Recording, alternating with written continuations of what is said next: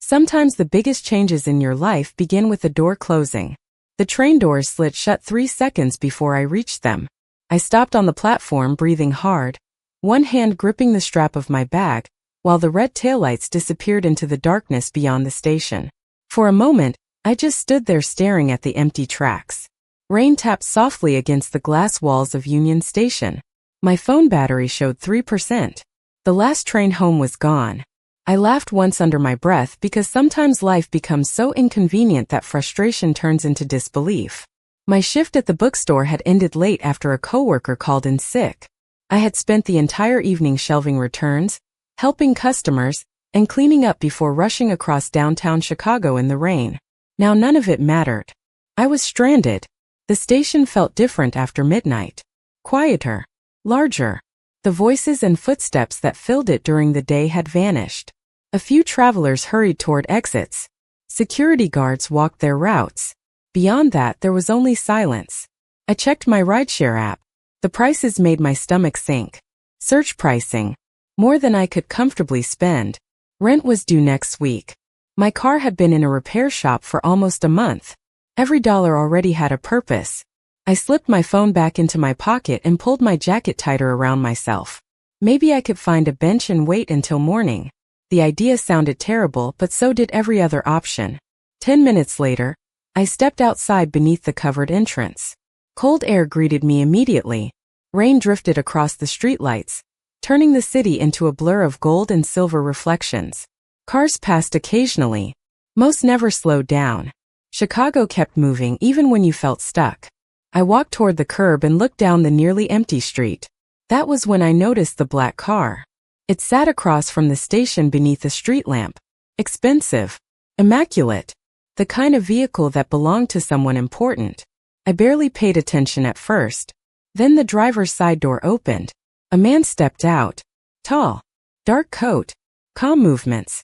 Nothing dramatic about him yet. Somehow he immediately drew attention. He stood beside the car for a moment watching the rain. Then his gaze shifted toward the station. Toward me. Every instinct told me to look away. Instead, I found myself wondering why someone like him was standing outside a train station after midnight. The city lights reflected across the wet pavement between us. Neither of us moved. I adjusted my bag and started walking toward the opposite side of the entrance, determined to figure out my own way home. Yet even as I walked, I felt strangely aware of his presence. Not threatened. Just noticed. As though for reasons I could not understand, a complete stranger had decided not to look away. And standing beneath the rain-soaked lights of Chicago with a dead phone, a missed train and nowhere else to go, I had no idea that the man beside the black car was about to become the most unexpected part of my story. The rain continued falling as I stood beneath the station awning pretending I had a plan. I did not. My phone battery dropped from 3% to 2%. The rideshare prices still looked impossible. Every few minutes I checked again as if the numbers might suddenly become reasonable. They never did. Across the street, the man beside the black car remained where he was. Not staring. Not approaching. Just waiting. That somehow made him more noticeable. Most people in a city move constantly. He seemed completely comfortable standing still. After another 10 minutes, the station grew even quieter. The last few travelers disappeared into the night. A gust of cold wind pushed rain beneath the awning. I stepped back and rubbed my hands together for warmth. That was when the man finally crossed the street. My heart immediately became more alert. Not frightened. Careful. There was a difference. He stopped several feet away, leaving plenty of space between us. Close, he looked older than I first thought. Maybe 40. Dark hair. Sharp features. Expensive coat. The kind of presence people notice without understanding why. You missed the last train, he said. His voice was calm. Matter of fact. I almost laughed. Was it that obvious? A faint smile touched the corner of his mouth. You have checked your phone 6 times in 5 minutes. I looked down at the screen in my hand. Fair point. Silence followed. Not awkward silence. Just 2 strangers standing in the rain at midnight. Then he glanced toward the empty street. Do you have another way home? I hesitated. Every warning I had ever heard about strangers immediately appeared in my head. I am working on that. He nodded as if he expected the answer. Of course. Another gust of wind swept through the entrance. This one colder than before. The man looked toward the black car parked nearby. Then back at me. I can give you a ride. There it was. The offer. Simple. Direct. No pressure attached to it. My first instinct was to refuse. I barely knew his name. Actually, I did not know his name at all.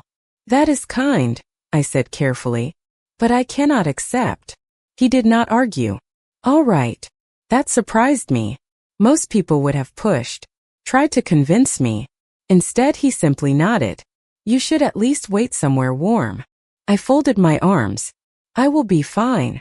He studied the rain for a moment. You are wearing a light jacket. Your phone is almost dead. It is after midnight. Fine may be optimistic. Despite myself, I smiled. You are very observant. It is a habit. Another silence settled between us. Then something unexpected happened. Instead of repeating the offer, he took a step backward. The car is heated, he said. You do not have to go anywhere. You can sit inside until you decide what to do. I blinked. That was different. No request. No destination. No pressure. Just warmth. The city lights reflected across the wet pavement around us. Rain tapped softly against the station roof. For the first time since missing the train, I felt the weight of exhaustion. The long shift. The rush across downtown. The uncertainty. Everything hit at once.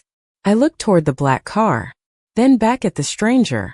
You really are not going to convince me, are you? A small smile appeared again.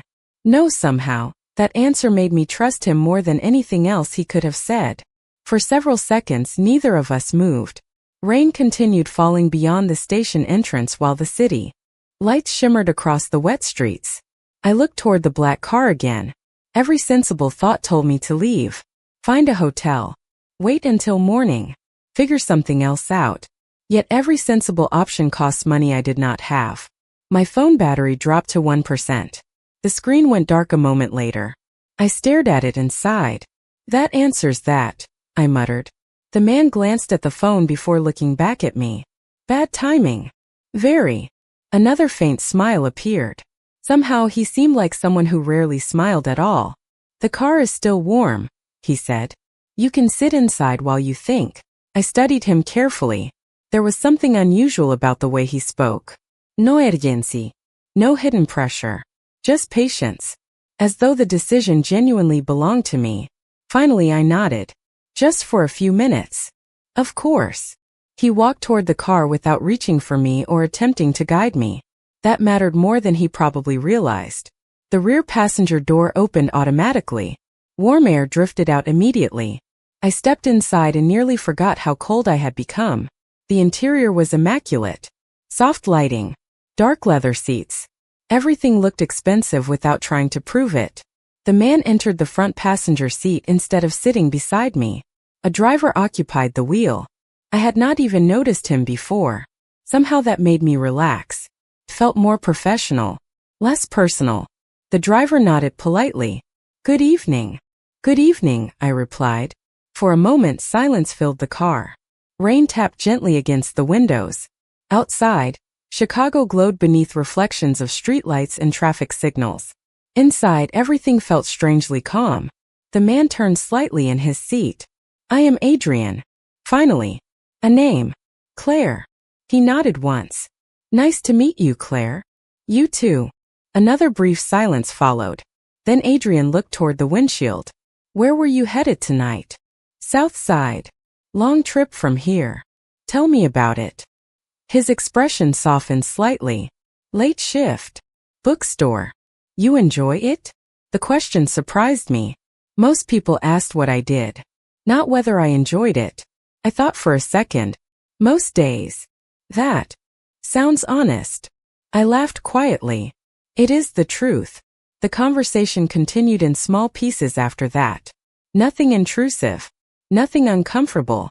He asked about books. I asked whether he worked downtown. He answered without offering unnecessary details.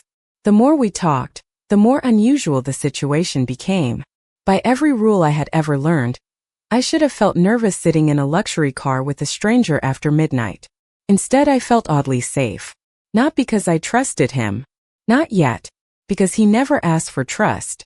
Outside, another train crossed a distant bridge, its lights cutting through the darkness. I watched it disappear and felt a strange ache in my chest. One missed train. One unexpected conversation. One stranger sitting a few feet away. Life changed quietly sometimes. Not with explosions or dramatic moments. Just with choices so small they almost seemed meaningless. Adrian glanced at his watch, then toward the rain-covered streets beyond the glass. "Claire," he said calmly, "you have been sitting here for 20 minutes. I blinked. Really? Really? For the first time all night, I realized I was no longer thinking about being stranded. I was thinking about what came next. And somehow that felt even more dangerous. Dangerous was not the right word. That was what I realized as I sat in the back seat watching rain slide across the windows. Adrian did not feel dangerous. He felt controlled. And somehow that was harder to understand. Most people revealed themselves through nervous habits. They talked too much, explained too much, filled silence because they feared it. Adrian seemed perfectly comfortable letting silence exist. "You are thinking very hard," he said. I smiled despite myself. "Is it that obvious?" "A little." I looked down at my hands. "I am trying to figure out why a complete stranger is helping me." He considered the question for a moment. "Maybe because someone should." The answer was simple. Too simple. Yet it stayed with me. Outside, the rain had become heavier. The city beyond the glass looked distant now, softened by water and light. For the first time all evening, exhaustion settled into my shoulders. Adrian noticed. Immediately. "Long week?" he asked. "Long year." That earned another faint smile. "I understand that." I doubted he did. Everything about him suggested a life very different from mine. The car. The coat. The driver waiting patiently at the wheel. Men like Adrian did not worry about overdue utility bills or whether groceries would last until payday. Still, I found myself answering honestly. "I work 6 days a week. At the bookstore? And sometimes at a coffee shop on weekends." His expression changed slightly. Not pity. Something else. Respect, maybe. "That sounds exhausting." "It pays the bills." The words came out automatically. The same answer I gave everyone. Adrian looked out the windshield for several seconds before speaking again. "Only the important ones?" I laughed quietly. "You really are observant." "It is still a habit." We sat there for another minute. Then he glanced toward the driver. "Thomas." The driver nodded. "Yes, sir." "Take Miss Bennett home." I immediately sat up straighter. "Wait." Adrian turned toward me. "You do not have to decide anything else tonight. Let us get you home." I hesitated. Every warning my parents had ever taught me returned at once. Yet another part of me recognized reality. My phone was dead. Public transportation had stopped. The rain showed no sign of ending. And this man had spent nearly half an hour giving me opportunities to leave. If he wanted something from me, he had hidden it remarkably well. "South Halstead," I said quietly. Thomas nodded once and started the engine. The car pulled smoothly away from the station. Chicago drifted past outside. Vet sidewalks. Closed storefronts. Reflections dancing across puddles. The city looked different after midnight. More honest somehow. Less interested in pretending. Adrian remained in the front passenger seat. He never turned around unnecessarily. Never invaded my space. Instead, he pointed out a shortcut when traffic slowed and exchanged occasional comments with Thomas. Felt strangely normal. Almost peaceful. Nearly 40 minutes later, the neighborhoods changed. The bright towers disappeared behind us. Older buildings took their place. Smaller streets. Fewer lights. I watched quietly as we entered my part of the city. Adrian did too. His eyes moved across broken streetlights, aging apartment buildings, and empty storefronts. He said nothing, but I noticed him noticing everything. When the car finally stopped outside my building, embarrassment touched me unexpectedly. The entrance light flickered. One of the front steps was cracked. The place looked tired, just like most of us who lived there. Thomas shifted the car into park. I reached for the door handle. "Thank you," I said.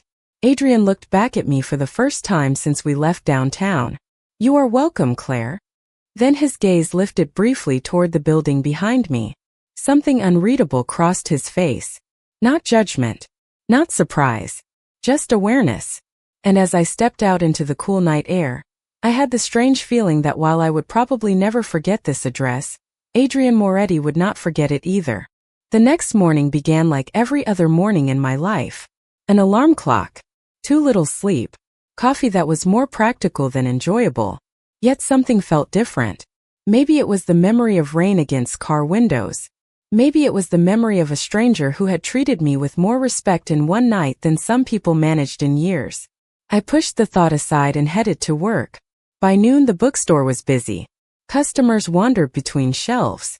Children sat in the reading corner. The smell of paper and coffee filled the air.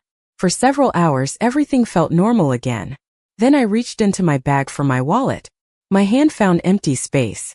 I checked again. Then a third time. My stomach tightened immediately.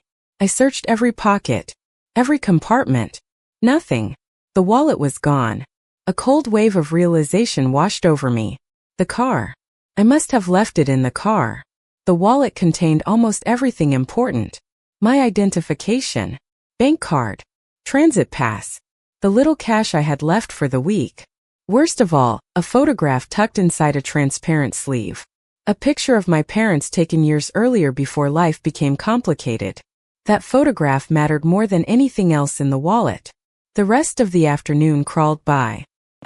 Had no way to contact Adrian. My phone had died before I ever saved a number. All I knew was his first name. Adrian. In a city the size of Chicago, that was practically nothing. By closing time, I had accepted that the wallet was probably gone. Maybe it would turn up. Maybe it would not. Life had taught me not to expect easy outcomes. I was locking the bookstore doors when a black sedan pulled smoothly to the curb. My heart skipped once. The same car. The same polished finish reflecting the evening sunlight. The passenger door opened. Adrian stepped out wearing a dark coat despite the clear weather. For a moment neither of us spoke. Then he held up a familiar leather wallet. "Looking for this?" Relief hit so quickly I almost laughed. "You found it. You left it in the back seat." He walked toward me and handed it over. I opened it immediately. Everything remained exactly where I had left it. The cards. The cash. The photograph. Nothing missing. "Thank you," I said. "Seriously. Thank you." Adrian nodded. "I thought you might need it." I looked down at the wallet before glancing back up. "You could have mailed it." "Probably. Or dropped it off with security." "Probably."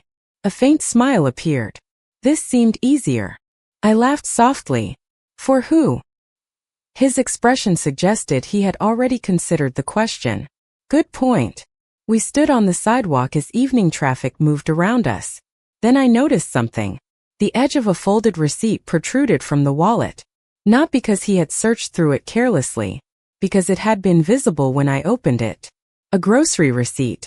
An overdue utility notice. Pieces of a life I usually kept hidden. Adrian saw me notice. Neither of us mentioned it. For the next 2 weeks, life settled into something that almost felt predictable. Almost. I worked at the bookstore during the day, and picked up weekend shifts at the coffee shop whenever they were available. Bills still arrived. Rent still waited. The elevator in my apartment building still broke down at least twice a week. Yet every now and then I would catch myself thinking about Adrian Moretti. Not because I expected to see him again. Because I could not quite figure him out. Then one Thursday afternoon everything changed. I was helping a customer find a history book when 2 women near the front counter started talking. Normally I would not have paid attention. But one name immediately caught my ear. Moretti. I glanced up without meaning to. "The Moretti Foundation donated again," one woman said. "That family seems to support half the city." The other nodded. "My cousin works downtown. Apparently Adrian Moretti is one of the most influential businessmen in Chicago." I froze for a second before forcing myself to focus on the books in my hands. Adrian. Businessman. Influential. The word stayed with me long after the conversation ended. That evening, curiosity got the better of me. I searched his name online.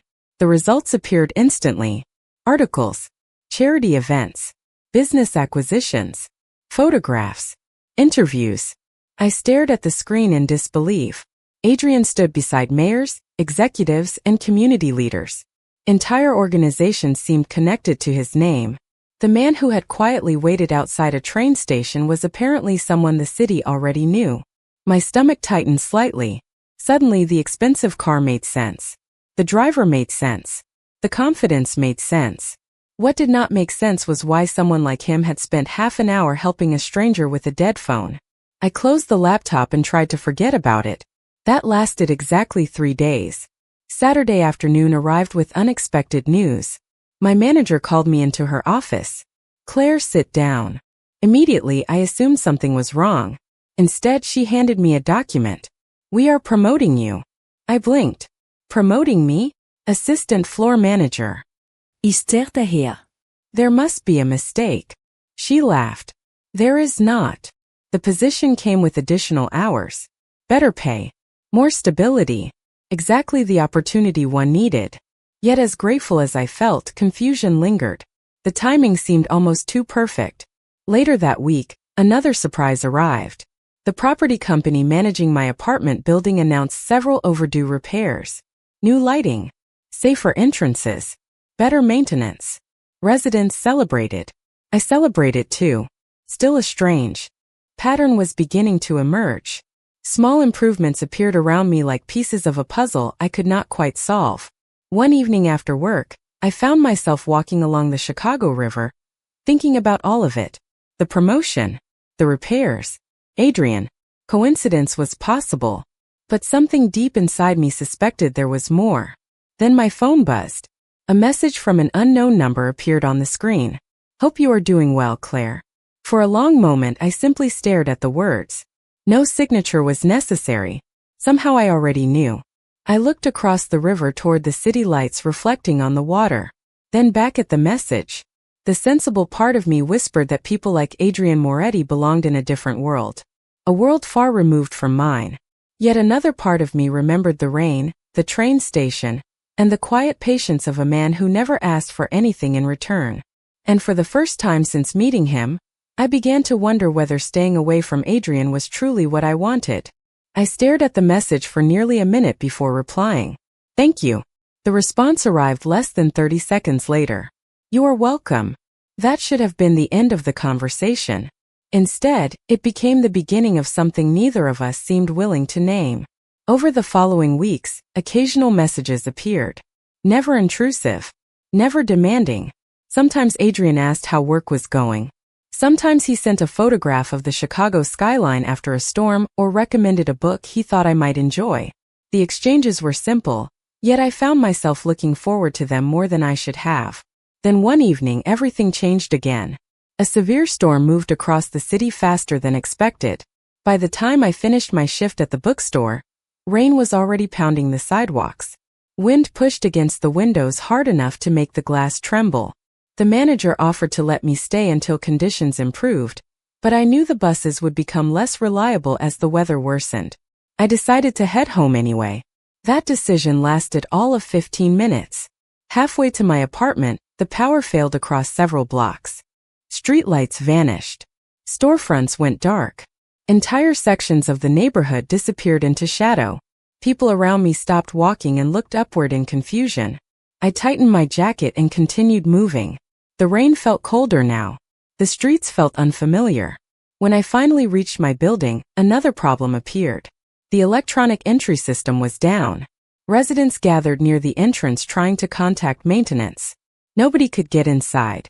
I stood beneath the overhang, water dripping from my sleeves, frustration slowly replacing patience. My phone buzzed in my pocket. Without looking carefully, I opened my contacts and pressed a name. I intended to call my coworker Melissa. Instead, I selected Adrian. The mistake happened so quickly I did not realize it until he answered. "Claire." His voice came through immediately. Calm as always. I almost hung up. Sorry. Wrong number. Silence lasted half a second. What happened? I looked around at the dark building and the growing crowd. Nothing serious. "Claire." The way he said my name made it obvious he did not believe me. I sighed. Power outage. Locked out of my apartment. Another brief silence. Then, are you safe? The question surprised me. Not because he asked it first. Before details. Before explanations. Before anything else. Yes, I said quietly. Just wet and annoyed. Stay where you are. Adrian. Stay where you are. 25 minutes later, headlights appeared at the end of the street. The same black sedan rolled smoothly toward the curb. I laughed the moment I saw it. Not because the situation was funny. Because part of me had known he would come. Adrian stepped out carrying an umbrella. Rain bounced off the pavement around him. You look terrible, he said. I stared at him. That is your greeting? A rare smile appeared. You look slightly less terrible than the weather. Despite myself, I laughed. The tension of the evening eased instantly. Adrian opened the umbrella above us and glanced toward the apartment building. Still locked out. Still locked out. He nodded once. Then come sit somewhere warm until they fix it. This time I did not hesitate. Walked beside him through the rain toward the waiting car. And for the first time since that night at the train station, I realized I had not called Adrian because he was convenient. I had called him because somewhere along the way, he had become the person I trusted most to answer. The storm continued long after we left my apartment building behind. Rain streamed across the windows while the city passed in blurred streaks of light and shadow. Inside the car, everything felt quiet, safe, warm enough that I could finally stop thinking about the weather. Adrian handed me a clean towel from a compartment beside his seat. You keep emergency towels in your car? I asked. Chicago teaches preparation. I laughed softly and dried my hands. For a few minutes, neither of us spoke. The driver guided the car through traffic while thunder rolled somewhere far beyond the skyline. Eventually, Adrian glanced toward me. Maintenance says the power issue could take several hours. That sounds about right. Would you like dinner? The question caught me off guard. Not because of what he asked. Because of how naturally he asked it. As though the idea made perfect sense. You are offering dinner to someone who accidentally called you. You sounded cold. That is not exactly the same thing. A smile appeared in his eyes. Perhaps not. 20 minutes later, we sat inside a small restaurant overlooking the river. Nothing extravagant. Nothing designed to impress. Just warm lighting, quiet conversation, and the steady sound of rain against large windows. That surprised me more than anything else. A man with Adrian's resources could have chosen anywhere in the city. Instead, he selected a place that felt comfortable, human, real. We talked for nearly 2 hours. About books, travel, family, childhood memories. The conversation flowed with an ease that should have felt impossible. At one point, I realized I had forgotten to be cautious, forgotten to measure every word, forgotten to maintain the distance I once considered necessary. Then the conversation shifted. Why do you work so much? Adrian asked quietly. The question lingered between us. I stared into my coffee for a moment. Before answering. Because I learned early that nobody pays your bills for you. He nodded slowly. And if someone offered to help? I looked up. I would probably refuse. Why?